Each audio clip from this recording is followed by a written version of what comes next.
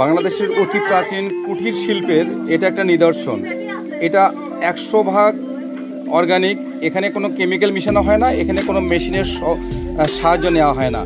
মেশিনের সাহায্য ছাড়াই একেবারে হাতে গড়া, হাত দিয়ে নিপুণভাবে গ্রামের সেই সাধারণ মানুষগুলো একেবারে টেক্সচার সমৃদ্ধ খুব ভালো একটা হস্তশিল্প তৈরি করছে। এগুলো মানুষের যেমন মনের খোরাক মিটায়, ঠিক তেমনি আবার এগুলো ঘরের বিভিন্ন সৌন্দর্য বৃদ্ধিতে বিভিন্ন কাজে লাগে।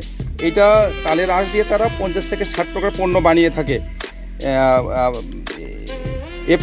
এই পণ্যগুলো বানাতে গিয়ে গ্রামের মানুষেরা বিভিন্ন প্রকার এই সহযোগিতার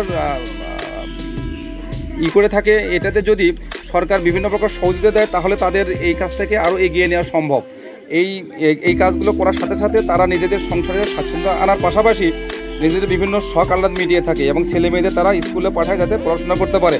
এখানে সরকারের অনেক কিছু করণীয় আছে বলে তারা মনে করে সরকার যদি এখানে তাদেরকে একটু সুযোগ সুবিধা দেয় বা এদিকে একটু সুনজর দেয় তাহলে তারা এইটা বানিয়ে আরও স্বাবলম্বী হতে পারে।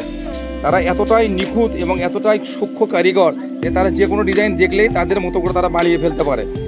তারা বলে যে কোনো ডিজাইন তাদেরকে কাগজে এঁকিয়ে দিলেও তারা এটাকে সুন্দরভাবে বাস্তবে তারা বানিয়ে দিতে পারবে।